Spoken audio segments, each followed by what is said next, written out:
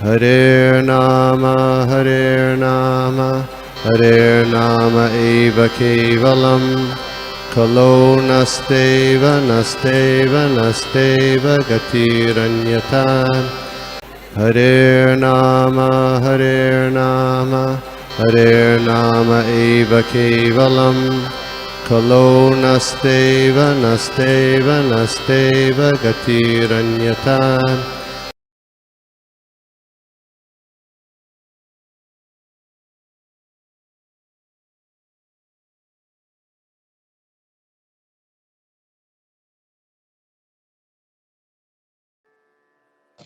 आज हम देखेंगे पहले स्कंद के 17वें अध्याय का श्लोका नंबर 3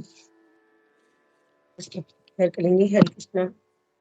नारायणं नमस्कृतं जयवानरं देवीं सरस्वतीं पूजयामि भागवत सेवा।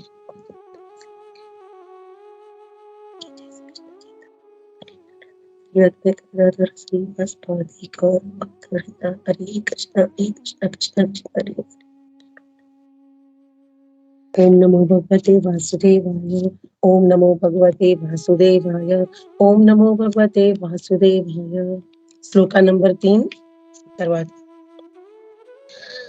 गामा च धर्मदूतां दीनां भृशं शूद्रपद आहतां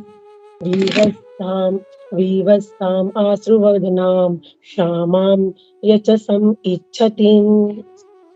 गामा च धर्मदूतां दीनां भृशं शूद्रपद आहतां विवस्ताम् आश्रुवदनां क्षामां यवसम् इच्छतिम्।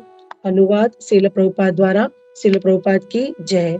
यद्यपि गाय उपयोगी है क्योंकि उससे धर्म प्राप्त किया दुहा जा सकता है, किंतु अब वह दिन तथा बछड़े से रहित हो गई थी। उसके पांवों पर शूद्र प्रहार कर रहा था। उसकी आंखों में आंसू थे और वह अत्यंत दुखी तथा कमजोर थी। वह खेत की थोड़ी सी घास के लिए लालायित थी। हरे कृष्ण।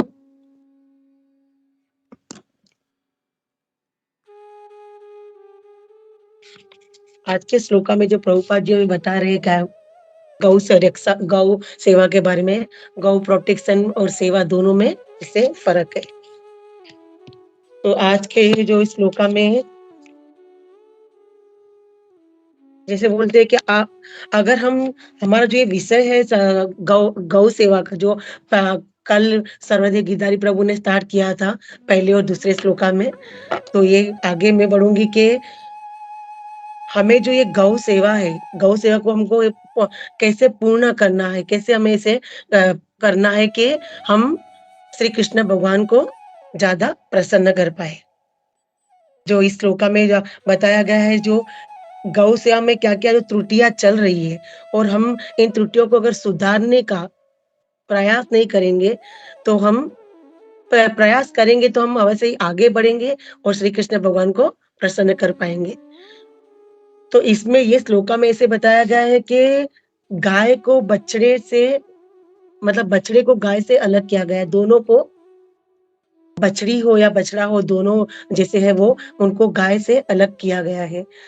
तो अलग करने का जब मेरे लिए ये बोलूं कि जब मैं ये पढ़ रही थी और सुन रही थी तो मेरे लिए आज का ये जो क्लास है वो बहुत इमोशनल है, क्योंकि वो मतलब जैसे बोलते हैं ना, वो जब मैं पढ़ रही थी तब मुझे वो उस बात का बहुत दुख हो रहा था कि एक बच्चे को माँ से जब अलग करते हैं तो वो माँ की कैसी हालत होती है, कितना उसको दुख होता है।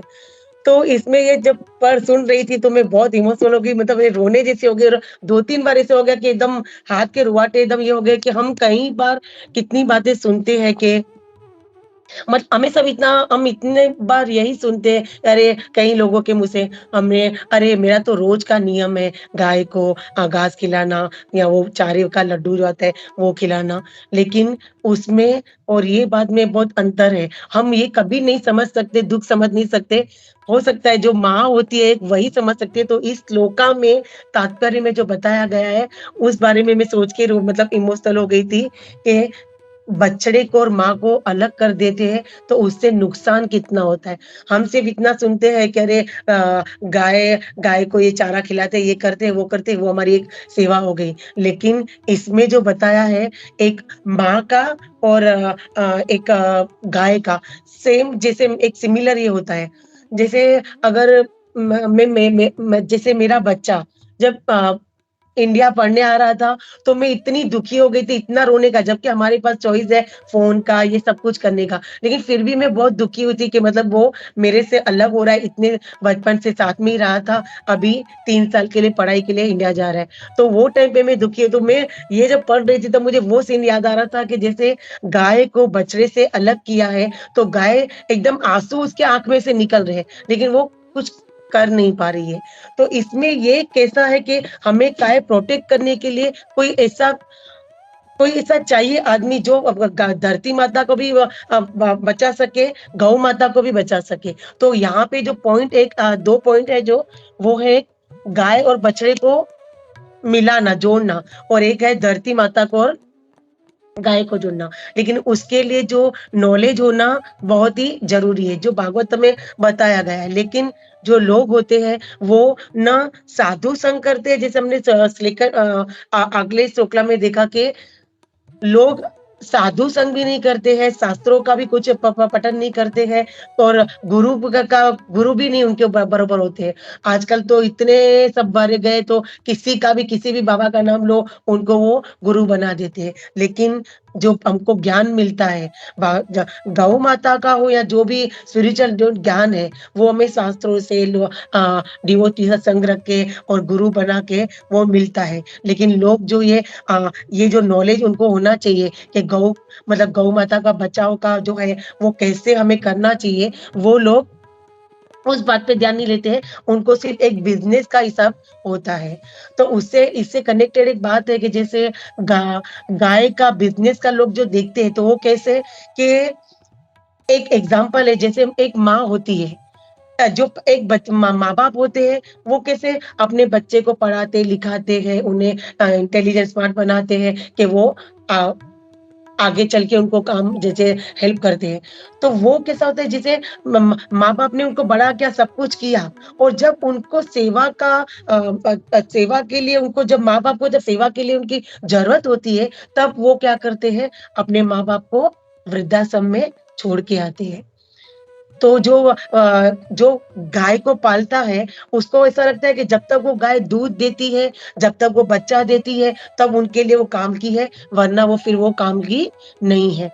लेकिन हम बचपन से देखते हैं, गाय का अ, गाय की जो गाय का गोबर है, गाय का वैसे तो वो यूरिन सब लोग बोलते हैं, लेकिन वो अर्क है, जो बोलते हैं ना, जो जिससे पी के हमारी काफ़ी जो समस्या हमारी जो प्रॉब्लम बीमारियाँ होती है, उसका हल होता है। लेकिन लोग जैसे कहीं अगर कोई सँभालता है गाय को, अगर वो अभी समझो पहले बहुत ही दूध-वूध देती है, तो अपने पास रखते हैं। पहले के ज़माने में क्या होता था कि लोग गाय को घर में रखते थे, एक हिस्सा होता है ना, जैसे वो गाय को घर में रखते थे कि दूध होता था, दही, दूध ये सब होता था, गोबर जो पुराने ज़माने के लोग जो गाँव में होते थे, वो गोबर से पूरा घर को भी लेपते थे, पूरा उनको वो गोबर भी गाय का यूज़ होता है।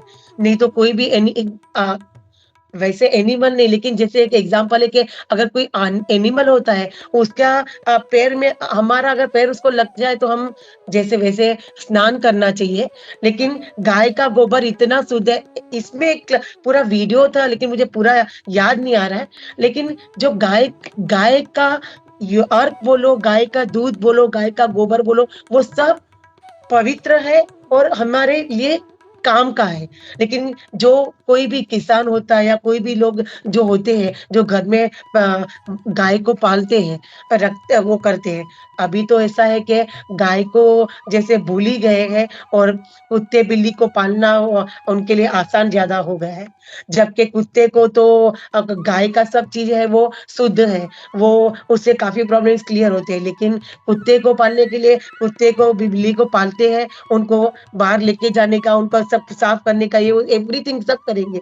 लेकिन एक जो गाय होती है, उसका कैसा है कि उसको पालने का बंद हो गया है, लेकिन पालने से जब पालते थे तब वो काम की थी जब के दूध देती थी या बच्चा देती थी, तो वो घर में रखते थे। लेकिन जैसे वो काम की नहीं रही, उसे छोड़ देते, कई लोग रोड पे छोड़ देते हैं या कई लोग कहीं भी छोड़ देते हैं। लेकिन उससे क्या होता है, वो नुकसान उससे ये होता है कि गाय एकदम कमज़ोर हो जाती है, खाने प वो कहीं भी मुँह डालती फिरती है और उसको जो भी खाने का होता है प्लास्टिक खाती है, प्लास्टिक बैग्स होती है, जो भी कितना सब कचरा गंद होता है, उसमें वो अपना मुँह डाल के अपना अब खाती है। लेकिन वो काम की नहीं होती इसलिए छोड़ देते हैं और उसमें क्या होता है कि उसको खाने को बराबर नहीं मिलता है, बछड़े से अलग हो जाते हैं, उससे उसको न जो दुःख होता है, ये सब बातें होती है और फिर आखिर में क्या होता है, कई बार तो ऐसे भी होता है कि एक काफ़ी संस्थाएँ होती है जो गौओं को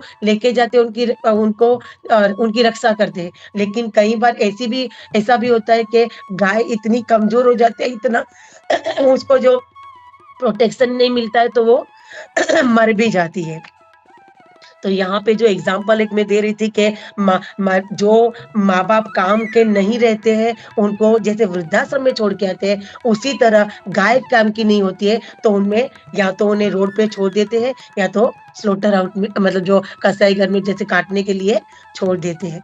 तो यहाँ पे जो बच्चे का और माँ को अलग किया है, उससे माँ जो रोती है, वो और उससे जो समाज को भी जो नुकसान होता है, वो नुकसान क्या है कि जो शूद्र है वो गाय को चरा रहा है और वो कैसे मतलब वो जो मतलब दुखी गाय माता भी दुखी, धरती माता भी दुखी और ये जो ग ग ज अगर वो गाय को बछड़े को और गाय को साथ में रखते हैं, उसके बेनिफिट्स कितने हैं कि गाय जो बछड़ा इससे भी एक बात करने को होती है कि गाय को दूध कब आता है? जैसे वही हमारा जैसे किसी भी योनि में ऐसा होता है कि बच्चे माँ को दूध कब आता है? जब बच्चा उसके पास होता है। जैसे हम अगर एग्ज़ाम्पल लें कि जैसे माताएँ होती हैं, लेडीज़ होती हैं, वो प्रेग्नेंट होती है, जब 9 मंथ के बाद उसका डिलीवरी होता है, तो डिलीवरी के टाइम ही उसे ब्रेस्ट से दूध आता है। जब बच्चे को उसके पास नर्स देती है, तो उसी टाइम पे दूध आता है और ब्रेस्ट फीड करती है माता। उसी तरह गाय को दूध कब आता है जब बछड़ा उसके पास होता है, तो वो उसको जो उसके आगे जाके वो चिपकता है उसे मिलता है, उससे उसका दूध इतना बहता है कि वो वो दूध अच्छे से पी सके। लेकिन यहाँ पे कैसा अगर बछड़े को पहले से अलग कर दिया है, तो माँ रो भी रही है और बछड़ा जो है वो अपनी माँ से मतलब ये उसका जो दूध पी के उसका जो ग्रोथ होना चाहिए, वो नहीं हो रहा है। क्योंकि अभी बिज़नेस के हिसाब से लोग क्या करते हैं कि म म बछड़े को अलग कर देते हैं और गाय का जितना भी दूध निकाल सके। जबकि गाय और बछड़े को साथ में रखते हैं तो ज़्यादा दूध आता है गाय को और गाय को बछड़े दोनों को अलग कर देते हैं, तो क्या होता है गाय बीमार पड़ जाती है, कमज़ोर हो जाती है। जिससे हमारा भी वही होता है कि हम हमारे बच्चे से अलग होते हैं, तो हम बीमार पड़ जाते हैं, दुखी हो जाते हैं। उससे 4 बातें क्या एक्चुअल में अगर गाय का अब एग्ज़ाम्पल दो या हम हमारा एग्ज़ाम्पल लें, तो उससे नुकसान 4 क्या होते हैं, गाय को अलग जैसे करते हैं, बच्चे को और गाय को। एक होता है कि गाय की जो कार्य क्षमता होती है ना, वो घटती जाती है, क्योंकि वो मतलब वो दुःख के मारे। दूसरा, वो रोगी हो जाती है, मतलब रोग आ जाते हैं उसके शरीर में। तीसरा, उम्र कम हो जाती है और चौथा उसका जो जो चिड़चिड़ापन हो जाता है। वही हमारा भी ऐसा होता है कि जैसे अगर हमारा बच्चा हमसे कहीं पढ़ाई के हिसाब से दूर जाता है, कुछ होता है तो कैसे म जैसे मैं मेरी बात करूँ तो मेरा वो टाइम पे थोड़े टाइम पे के लिए मेरी तबीयत खराब हो गई थी, ब्लड प्रेशर बढ़ गया था क्योंकि वो एक अटैचमेंट मतलब साथ में रहता था, वो अब अलग हो गया था इस वज़ह से। तो यहाँ पे वो जब मैं पढ़ रही थी तो वो ही बात पूरा बैक ऑफ द माइंड बातें आ रही थी कि कैसे कितना नुकसान होता है। तो गौ माता को जो बछड़े से दोनों को जो अलग जब करते हैं तब जो ये जो नुकसान होता है, तनाव में गाय हो जाती है कि उसकी जो कार्य क्षमता है कम हो जाती है। और एक बात जैसे गाय और बछड़े को साथ में भी रखते हैं, तो गाय का बच्चा जब उसका वो दूध पीता है, तो उससे उसकी जो ग्रोथ होती है, एक लेक्चर में मैं सुन रही थी कि गाय के बछड़ा जो दूध पीता है, उससे उसकी ग्रोथ इतनी ऐसी होना चाहिए कि वो गाय के बछड़े का एवरी डे 1 किलो बढ़ना चाहिए और थोड़े महीनों में ऐसा होता है कि वो उसका जो कंटिन्यू दूध पीने का हिसाब होता है, तो वो उसका डबल उम्र जैसा हो जाता है। और वो लोग को जब साथ में रखते हैं ना, तो क्या होता है, जब बछड़ा भी बड़ा होता है, तो गाय को तो दूध आता है, लेकिन गाय के बछड़े को भी दूध आता है और ऐसे ही आगे बढ़ता जाता है सब। लेकिन अलग करने से और साथ में रखने से नुकसान क्या है? अलग करने से गाय बीमार पड़ती है, दूध नहीं दे पाती है, उसका वो कमज़ोर हो जाती है, उसके शरीर में रोग हो जाते हैं, फिर चिड़चिड़ापन हो जाता है और बछड़ा साथ में रहता है तो कैसा होता है, गाय को भी दूध आता है और बछड़ा बड़ा हो गया है, तो उसको भी दूध आता है। तो गाय को और ज ब बछड़े को साथ रखने से फ़ायदा क्या है कि खाली ऐसा नहीं है कि ये दूध न की बात है, लेकिन अलग करने से क्या करते हैं बिज़नेस के हिसाब से लोग अलग कर देते हैं और फिर इंजेक्शन लगा के ज़्यादा दूध का प्रोडक्शन के हिसाब से उसको इंजेक्शन लगा के भी उनका दूध निकालते करते हैं। मुझे याद है कि जब हम छोटे थे तो हमारे पास में ही एक गौशाला जैसे ही बोल सकते हैं, लेकिन वो लोग के एक पंजाबी फैमिली थी, बड़ा बंगला था, उनका बड़ा बाहर ग्राउंड था जिसमें उन्होंने काफ़ी गायें रखी थी। तो वो लोग इतना प्यार से उनका जो दूध दोहता था ना, वो इतना प्यार से हमेशा कुछ न कुछ गाता रहता था और वो दूध निकालता मतलब वो क दूध निकालता था और गायें हमेशा वो लोग एकदम साफ-सुथरी एकदम अच्छे से एक बहुत ही अच्छा वो रखता था और वो जो पूरा वहाँ की जो सफाई वो था सफाई भी एकदम साफ-सुथरा होता था। तो उससे हम देखते थे कि वो लोग हमें सामने से बोलते थे कि छाछ जैसे दूध, मक्खन ये सब होता है, तो हमें बोलते थे आप लोग छाछ लेके जाओ, छाछ लेके जाओ, छाछ लेके जाओ और हम वो जो पीते तो इतना प्योर शुद्ध होता था। तो ये सब फ़ायदे होते हैं। जैसे गाय का जो दूध होता है वो भी पीने के लिए अच्छा होता है। पहले के टाइम में तो लोग जब घर पे जाते थे किसी के तो वहाँ पे वो लोग दूध पीने के लिए देते थे। और वो दूध भी कैसे देते पानी के उसमें जैसे पानी देते पीने का वैसे दूध का देने का हिसाब होता था। लेकिन अभी कैसा है कि अलग ही बच्चे को कर देते हैं तो और वो काफ़ी लोग कैसे वेगन भी हो जाते हैं जैसे और काफ़ी लोग ऐसा है कि ब बछड़े का दूध वो लोग को मतलब एक लिमिट जितना होता है बछड़े का उसकी माँ का दूध पीने का और उसके बाद का जो होता है वो हम पी सकते हैं। तो इसमें खाली दूध का नहीं है, गाय को जो अलग किया है, बछड़े को अलग किया है, तो उसमें दूध का भी इम्पोर्टेंस है, गोबर का भी। गोबर जैसे लेपने के लिए उसमें काम आता है, गोबर का हमने जैसे देखा है कि कहीं जो यज्ञ होते हैं, पूजा होती है, जैसे इसमें होली में भी वो गोबर का यूज़ होता है, तो काफ़ी ऐसे इम्पोर्टेंस हो जाती है यानी और गाय का दूध इतना ये शुद्ध होता है, अच्छा होता है कि एक अबोक लीला प्रभु का मैं वीडियो देख रही थी, तो उसमें वो बता रहे थे कि गाय को अगर कोई ज़हर भी पिला देता है, तो वो ज़हर भी मतलब गाय क्या करती है वो उसके दूध में वो मिलता नहीं है। जैसे अगर कोई इसको ज़हर पिलाता है, तो उसके दूध में वो ज़हर नहीं जाता है। वो दूध वो अमृत मतलब वो जो दूध है ना वो अमृत ही रहता है और जो दूध है वो दे देती है और ज़हर वो अपने पास रखती है और वो अमृत बाँटती है। इसलिए प्रभुपाद जी ने जो दूध का जो ये दिया था दूध के बारे में जो बताया था कि धर्म का तरल रूप है गौ माता का दूध और गौ माता का जो दूध है वो बहुत ही बेनिफिट वाला होता है। बेनिफिट कैसे कि एक तो मेंटल हेल्थ, दूसरा स्पिरिचुअल हेल्थ और तीसरा फिजिकल हेल्थ वो उससे हमें मिलता है दूध से और जैसे हमें पता है कि गाँव माता हम क्यों बोलते हैं क्योंकि हम उनका दूध पीते हैं लेकिन गौ जो 7 माता है उसमें से एक माता है गौ माता और हमें उनकी हमेशा रक्षा करनी चाहिए क्योंकि हमने ये भी एक सुना है कि गाय और ब्राह्मण कृष्णा को अति प्रिय है। तो हमें कृष्ण भगवान को प्रसन्न करना है तो क्या करना चाहिए? हमें गौ रक्षा करना चाहिए। हमें गौ की एक होता है गौ का प्रोटेक्शन और एक होता है प्रोटेक्टर। तो हमें प्रोटेक्शन पहले बनना है क्योंकि श्री कृष्ण भगवान भी क्या करते थे? गायों को चराने के लिए लेके जाते थे।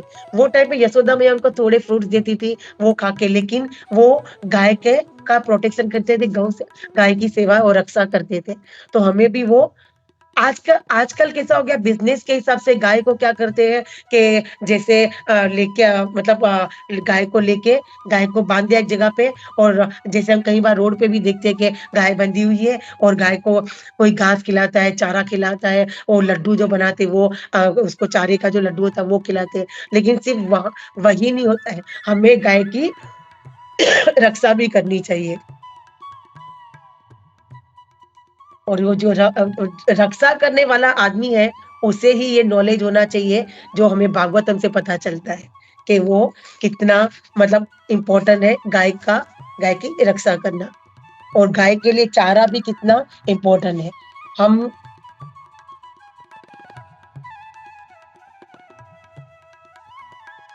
ये सॉरी एक हमने मैं एक लेक्चर सुनी थी उसमें एक मतलब बता अमोघ लीला प्रभु का ही था।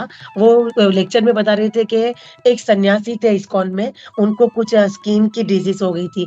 तो स्किन की उससे क्या हुआ था कि काफ़ी उन्होंने मतलब दवाई और सब की थी, लेकिन उनको कुछ फ़र्क नहीं पड़ा था। तो किसी एक भक्त ने उनको बोला था सन्यासी को कि आप है ना जो गाय का काऊ पैथी जैसे बोलते हैं, तो वो बोला जो गाय का यूरिन वैसे यूरिन नहीं बोलना चाहिए जैसे फिर से अर्क बोलते हैं जैसे, तो वो गाय के अर्क से आप स्नान कीजिए और गोबर भी लगाने को बोला।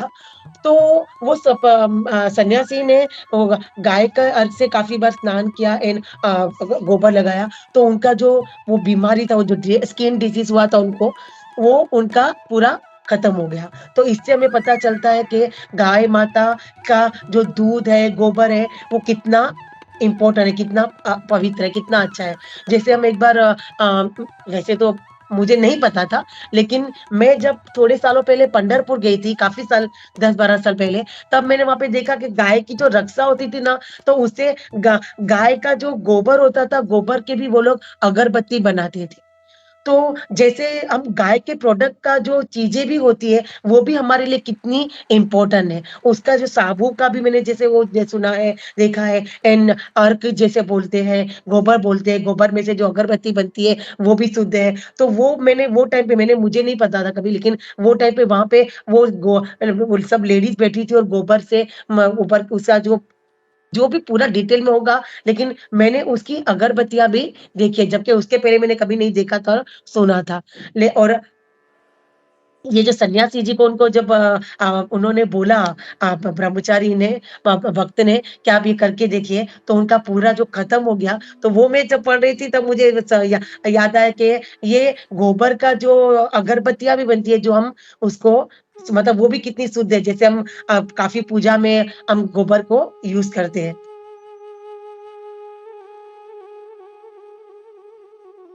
और गाय माता का जो एक बोलते हैं ना गाय माता ऐसी है जो कोई बंजर ज़मीन जैसे बोलते हैं ना जहाँ पे कुछ नहीं हो सकता, वहाँ पे भी अगर वो खड़ी रहती है और उनका जो मतलब वो एक कोई वर्ड वो लेक्चर में मैंने सुना था, वो मुझे अभी याद नहीं आ रहा है पर्टिकुलर वो वर्ड क्या था। लेकिन गाय जहाँ पे खड़ी भी रहती है, वहाँ पे गोबर जो होता है निकलता है, तो वो जो ज़मीन होती है ना, वो गोबर में इतना मतलब कुछ तो ऐसा मतलब मैंने जो बता रहे थे प्रभु जी कि वो होता है कि उससे है ना वो ज़मीन मतलब खेती-बाड़ी हो सके ना ऐसी वो उसके गोबर से हो जाती है। जबकि वो मतलब वो एकदम ज़मीन ऐसी कि उससे उसमें कुछ होने वाला नहीं है, लेकिन गाय के गोबर से भी वो पॉसिबल है कि वो वहाँ पे खेती-बाड़ी भी हो सके।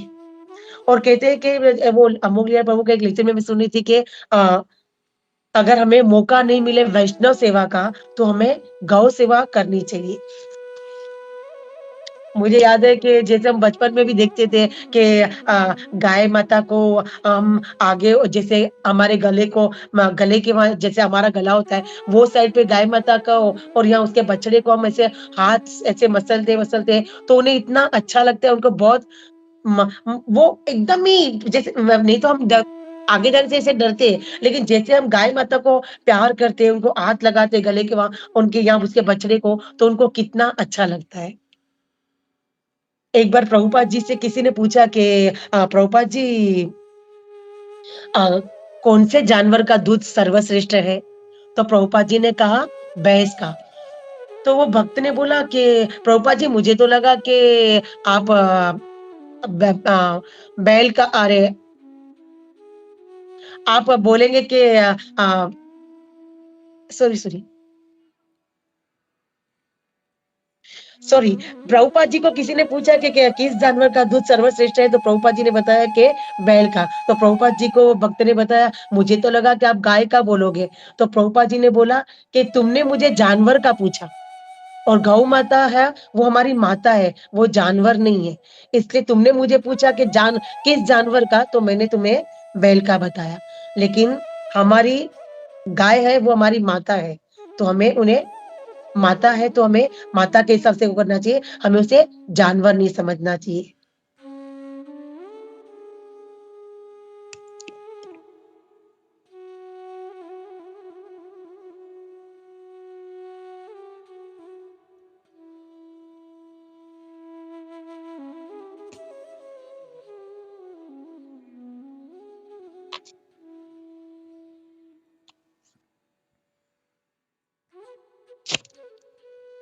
एक लेक्चर में मैं सुन रही थी कि गाय उसका जो बच्चा है, उसको जो अलग करते हैं, तो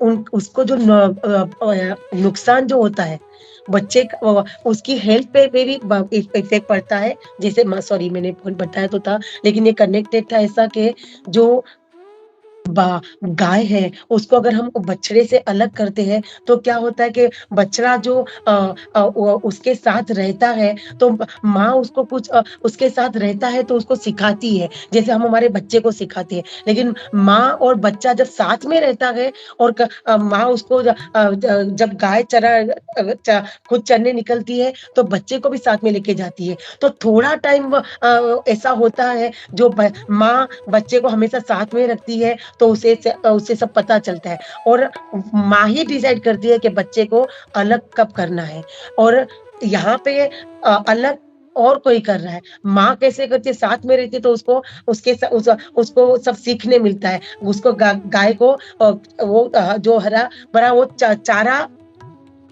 खाने मिलता है, तो बच्चा भी वही सीखता है और माँ डिसाइड करती है उसको अलग करने के लिए क्योंकि जैसे बच्चा बड़ा होता जाता है, उसकी ग्रोथ बढ़ती जाती है, तो माँ मतलब वो बछड़ा भी फिर दूध देने लगता है। तो यहाँ पे हमने देखा कि हमें गाय को गाय का रक्षा करना कितना इम्पोर्टेंट है, क्योंकि गाय से कनेक्टेड ही ऐसा है कि दूध, दही, माखन गोबर ये सब चीज़ें उनकी जो होती है, वो हमारे किसी न किसी काम आती है। कई बार हम सिर्फ इतना ही सुनते हैं कि अरे मैंने तो एक गाय ली और दान किया। मैं तो हमेशा मेरा रोज का नियम है कि मैं तो कुछ भी हो जाए गाय को चारा ज़रूर खिलाती हूँ या रोटी ज़रूर खिलाती है। वो इम्पोर्टेंट उ उससे ज़्यादा इम्पोर्टेंट पहले है हमारे लिए गाय की रक्षा करना। गाय को अगर हम पालते हैं, अगर गाय बूढ़ी भी हो जाती है, माँ-बाप बूढ़े हो जाते हैं तो ऐसा नहीं वो काम के नहीं है तो हमें जैसे वृद्धाश्रम में छोड़ दिया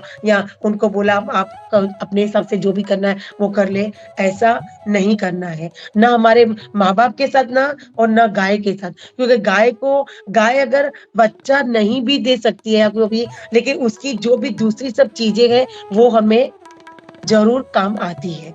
तो हमें गाय की रक्षा करनी चाहिए और इसी के साथ मैं मेरा क्लास खत्म करती हूँ। काफ़ी सारे और भी पॉइंट्स हैं लेकिन टाइम के हिसाब से भी मैं देख रही थी और नमो ब्रह्मण देवाय गो ब्राह्मणिकाय च जगतहिताय कृष्णाय गोविंदाय नमो नमः। मैंने जो भी बोला है, जो भी सुना था और बोला वही है जितना मैं समझी हूँ। तो अगर इसमें मेरे से कुछ भी मिस्टेक हुई हो तो आप करेक्ट कर सकते हैं और आपके पॉइंट्स को ऐड कर सकते हैं। Thank you very much. Happy Ekadashi. Hare Krishna. Hare Krishna माता जी, बहुत बहुत धन्यवाद। और आज आपने बहुत गाय के बारे में बहुत अच्छे से बातें बताई और वो पॉइंट बहुत अच्छा लगा। जब प्रभुपाद जी से किसी ने पूछा था किस जानवर का दूध है अच्छा है, और तब प्रभुपाद जी ने बोला कि बैल का। और जैसे आपने बोला कि गाय की जो अगरबत्ती बनती है या सिर्फ उसके ओबले भी जलाओ तो घर की हवा शुद्ध होती है। सब कीटाणु मर जाते हैं, मच्छर मक्खियाँ भी नहीं आती, और जो राख बचती है वो खेतों में जाती है। और गाय के गोबर से भी ऑर्गेनिक खेती, जिसे आजकल सब डिमांड है कि ऑर्गेनिक सब खाना चाहिए, तो उससे क्या होता है हमारा पूरा जीवन है वो अच्छा बनता है। जैसे कि पहले यूरिया खेतों में यूज़ की जाती थी, तो उसकी वजह से धीरे-धीरे 20-30 साल के बाद आजकल के जो हम लोग भी हैं, वो सब बीमारियों के शिकार होने लगे, जैसे बीपी, ये सब साधारण सी बीमारी है, वो उससे बड़ी-बड़ी सी बीमारी वो सब खेती की वजह से होती है। जो हम लोग अनाज खाते हैं, उसके जड़ में जो फर्टिलाइज़र्स है, रासायनिक खाद है, वो यूज़ करते हैं। उसके बदले अगर गाय का गोबर का पहले जैसे यूज़ करते थे ऑर्गेनिक खेती का, वो करते तो किसी को बीमारी ही नहीं रहती। और हमारे यहाँ पे खास करके महाराष्ट्र में हम लोग जब छोटे थे तभी गंगा जल अवेलेबल नहीं था सबके पास, तो क्या करते थे गाय के गोमूत्र से सब शुद्ध होता है। उसी जिस तरह अभी हम लोग गंगा जल छिड़क के सब शुद्ध करते हैं, उसी तरह गाय के गोमूत्र से शुद्ध किया जाता है। और यज्ञ तो कभी होता ही नहीं गाय के गोमूत्र और जो गाय के गोबर से उपले बनते हैं उसकी वजह से यज्ञ नहीं होता है। और हर एक चीज के लिए जैसे कि अनाज भी पहले के जमाने में स्टोर करते थे, इतने सालों सालों तक अनाज खराब नहीं होता था, क्योंकि वो गाय के गोबर के ऊपर उन्होंने ये रखे थे, वो बड़े बड़े मटके रखे जाते थे और उसमें सिर्फ नीम की पत्तियां डालते थे, तो वो शुद्ध होता था पूरा। हरे कृष्णा।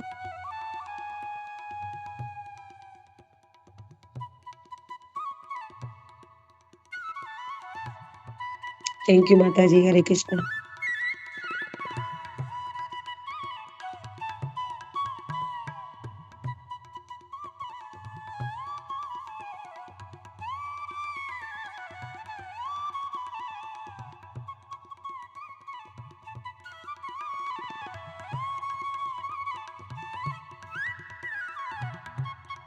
हरे कृष्ण माता जी, धन्यवाद, प्रणाम। आपका लेक्चर बहुत ही अच्छा था और मुझे ये पॉइंट बहुत अच्छा लगा कि जहाँ पे गाय खड़ी रहती है और वो ज़मीन इतनी बंजर है पर वहाँ पे उनका गोबर पड़ता है या गौ माता के पैर पड़ते हैं तो वो ज़मीन भी शुद्ध हो जाती है, वो भी फलद्रुप हो जाती है, जिसको बोलते फर्टिलाइज हो जाती है और उसको वापस हम काम में ले सकते हैं। तो ये बात मुझे बहुत अच्छी लगी और इससे ही रिलेटेड जो है वो मुझे मतलब जैसे सुन रही थी तो मुझे मेरे बचपन की याद वापस आने लगी कि हमारे घर गांव में ही मैं पल के बड़ी हुई थी, तो वहाँ पे द्वारका का नाम तो सुना ही होगा, तो उस तरफ भी गाय का बहुत ही बड़ा इम्पोर्टेंस है और गौशाला और ये सब चीज़ें वहाँ पे बहुत है मतलब। तो वो वहाँ पे गाय का एक रूटीन था कि मैं जब हमारे घर में सुबह शाम ऐसे सुबह उसको 8:30-9 बजे का टाइम था कि वो आके अपना सींग लगा के मतलब दरवाज़ा खटखटाएगी, तो हम भी उनको आवाज़ दे के ऐसे मतलब हमें वो पहले स्टार्टिंग में लगा कैसे कोई इंसान जैसे खटखटा रहा हो दरवाज़ा ऐसे खटखटा रही है, तो फिर हमें रूटीन समझ में आ गया कि ये तो गाय का रूटीन है, तो हम भी फिर उनको आवाज़ देने लगे, हाँ आ रहे हैं आ रहे हैं, तो वो वेट करेगी, फिर दूसरी बार नहीं खटखटाएगी और अगर हमने आवाज़ नहीं दी तो उसका खटखटाना चालू रहता है, तो दिन में दो बार उनका आना फिक्स होता था।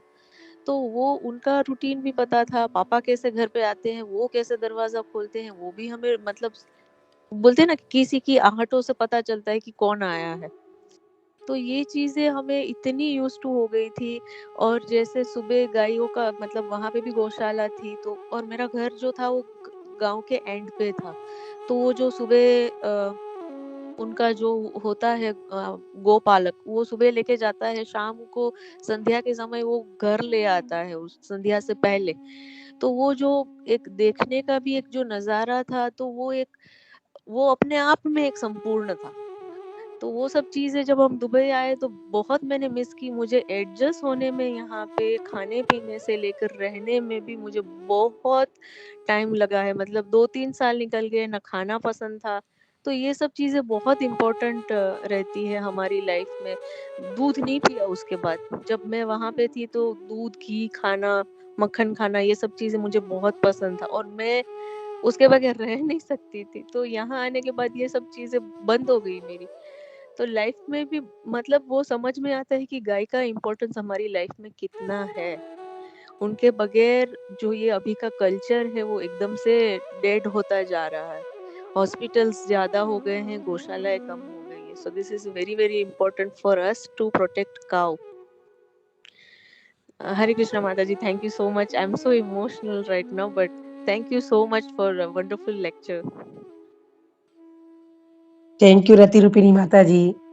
माता जी को अब तो काफ़ी लोग पहचान गए होंगे, उनका 2-3 दिन पहले ही क्लास था और माता जी ने बहुत वंडरफुल क्लास दिया था, बहुत अच्छे से, प्यार से। अभी भी जब माता जी ये बता रही थी तो हमारा जो सबका कुछ न कुछ तो अनुभव होगा कि जैसे मैंने भी बताया था कि हमारे पास में वो गौशाला थी तो छाछ का, मक्खन का जैसे हमें वाक़ई में हम इंडिया से बाहर रहते हैं तो हमें वो महत्व पता चलता है। जब हम हमारे सामने गाय होती है तो हमको हमेशा वो बचपन से जैसे दिखा कि गाय को टच करते हैं, आँखों पे रखते हैं और छोटे थे तो उसकी पूँछ का जो बाल था वो हमारे सर पे वहाँ ये करते थे। लेकिन अभी अभी जब हम वो साल में 1 बार दुबई में साल में 1 बार 1 दिन आता है जो गाय मतलब बछड़े को लेके आते हैं दर्शन के लिए, तब हमें वो तब हमें वो उस टाइम पे ज़्यादा मुझे दुःख होता है कि अरे यार! इंडिया में लोग कितना अच्छा है ना, गाय माता का दर्शन कर सकते हैं और कोई कई दिन ऐसे हो 1-2 दिन ऐसे भी आते हैं जो गौ माता की पूजा भी करते हैं। जैसे अभी ये श्लोका के तात्पर्य ये जो श्लोका है ना उसका तात्पर्य बहुत अच्छा है, अगर किसी को टाइम मिले तो ज़रूर पढ़िएगा। उसी में ये सब बातें भी है कि जैसे सॉरी गाय माता का प्रोटेक्शन का जो बताया गया है, तो ये जो इम्पोर्टेंस जब हम दुबई में बछड़ा 1 साल में 1 ही बार दिखने मिलता है, तब पता चलता है कि गाय माता कितनी इम्पोर्टेंट है हमारे लिए। हम पूजा करते हैं, 1-2 दिन ऐसे भी आते हैं जब हमको पूजा करनी होती है गाय माता की और हम तो वो भी हम उस टाइम पे भी हम मिस करते हैं। तो जब वो बछड़ा हम देखते हैं ना, तभी हमें ऐसा होता है कि अरे! इंडिया की बात ही अलग है क्योंकि कहीं भी कितनी जगहों पे अभी तो भगवान का इतना शुक्र है कि इस्कॉन के हिसाब से, मुझे दूसरों का तो पता नहीं लेकिन इस्कॉन के हिसाब से काफ़ी गौशाला है, काफ़ी गाय जो मतलब उनको वो लोग जो प्रोटेक्शन को मिला है, तो उनसे कितना मतलब बेनिफिट्स होता है।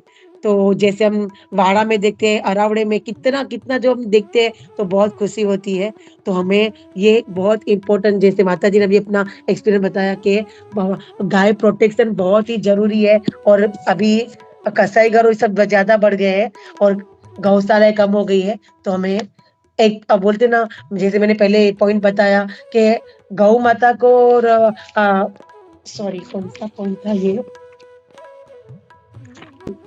गाय और बछड़े को जोड़ना है और गाय और धरती माता को जोड़ना है, लेकिन उसको जोड़ने के लिए कोई आदमी जो होना चाहिए जिसको नॉलेज हो और जो वो मतलब दिल से उसकी रक्षा कर सके।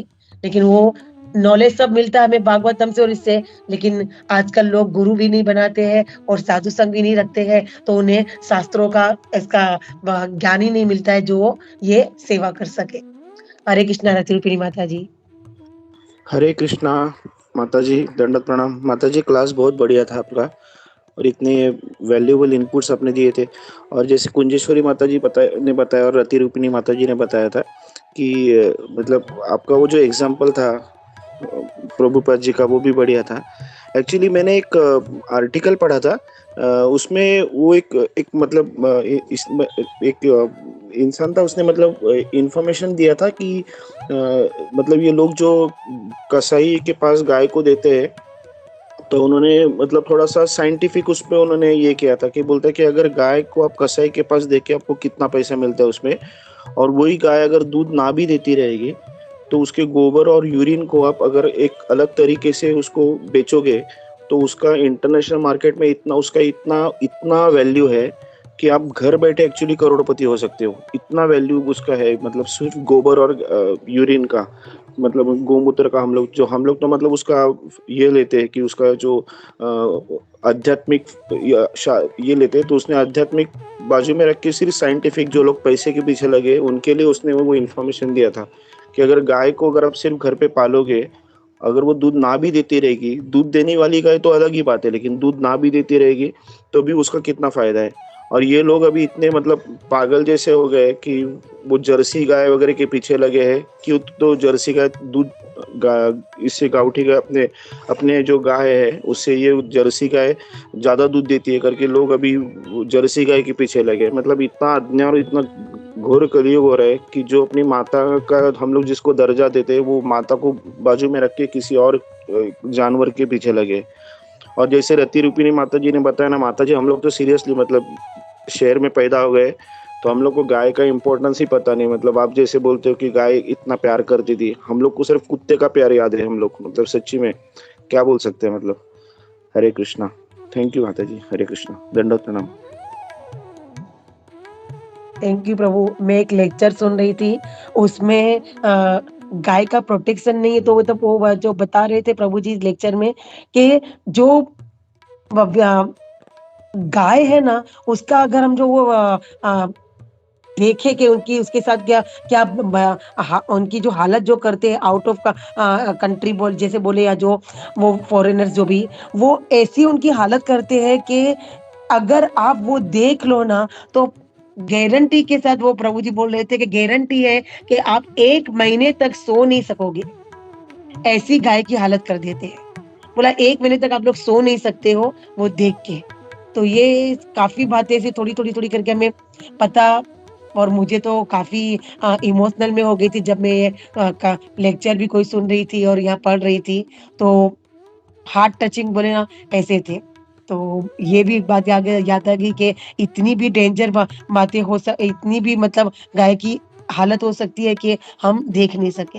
एक बार तो एक वीडियो ऐसा भी देखा था कि कोई गाय को इतना मार रहा था और गाय के पैर को आड़ा-टेढ़ा कर रहा है, उसके सींग को पूरा ये कर रहा है। इतना मुझे देख के खून ऐसा आता कि जैसे वो ना मुँह में से गालियाँ, वैसा तो ये तो उसको वो चाबुक होता है ना, उससे मारना चाहिए ऐसा।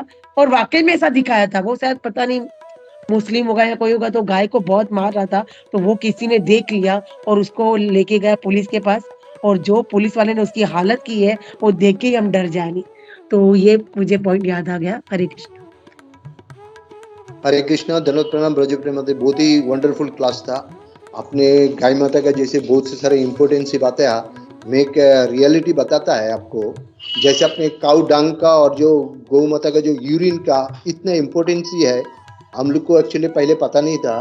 तो मैं एक रियल स्टोरी बता रहा है। मेरा एक अपना अंकल है, वो एमपी में रहता था, मध्य प्रदेश में। तो उनको तबीयत कभी बिगड़ गया था, तो डॉक्टर के पास गया। जब डायग्नोस किया उनको तो कैंसर हुआ था। तो उनको क्या गाय माता के ऊपर बहुत से सारे विश्वास था। तो किसी ने उनको बताया था जो काऊ का यूरिन होता है ना, जो ब्रह्म मुहूर्त जो सुबह सुबह जो एकदम फर्स्ट जब काऊ यूरिन पास करता है, अगर उससे पीने में उनको थोड़ा सही हो जाएगा। तो किसी ने उनको बताया, यार वो डेली सुबह जाके मतलब जितना दिन वो मतलब जिया था, तो सुबह जाके जो एक छोटा ग्लास लेके जाता था, ग्लास लेके जाके जो सुबह जो गाय यूरिन पास करता था, एक छोटा ग्लास में यूरिन लेके वो डेली सुबह खाली पेट में पी लेता था। तो ऐसे ऐसे करके डेली पीते पीते उनको जो कैंसर है वो पूरा टोटली वेनिश हो गया था। तो उसने और भी डॉक्टर जब उसको बोला था आपको पूरा मतलब सेकंड स्टेज में था। तो इसके बाद वो काऊ यूरिन पी के 10-15 साल और भी ज़्यादा ही जिया था। तो ये जो अपने गाँव मतलब का गाँव माता का जितना सारे इम्पोर्टेंस ही बताया, उससे बहुत ही महत्व है, क्योंकि हम लोग को पता नहीं चलता। वो मेडिसिन जो है, मेडिसिन से बढ़कर भी बहुत अच्छा है माता जी। हरे कृष्णा। धन्यवाद प्रणाम माता जी। बहुत ही अच्छा क्लास था आपका।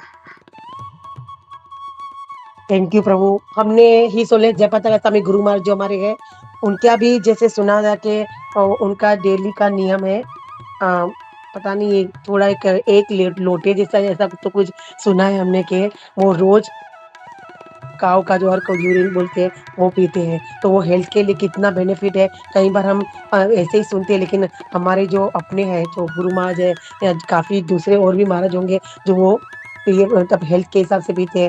और मैंने जैसे बताया कि हमारे हेल्थ के लिए कितना इम्पोर्टेंट है गाँव काव डंग काव अर्क जो है वो महत्व है।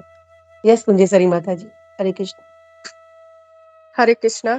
जैसे हमने माधव कीर्ति प्रभु के क्लास में भी सुना था कि गौ सेवा करनी चाहिए, और हम लोग जैसे हर मंथ कुछ ना कुछ लक्ष्मी हर मंदिर में और अपने जैसे इस्कॉन सेंटर में देते हैं, उसी तरह हम लोग भी करते हैं हमेशा। वही मैं सबको बता रही हूँ कि उसमें से एक भाग हम लोग गो जिसे हमारे मंदिरों में है गौ सेवा के लिए उसमें देना चाहिए थोड़ा थोड़ा, क्योंकि वो क्या करते हैं, सिर्फ हमारे जो गौशाला है उसकी गायों की रक्षा नहीं करते, उसके अलावा जो बाहर की जो रास्ते पे गाय है उन्हें भी गोद लेते हैं, उन्हें भी संभालते हैं।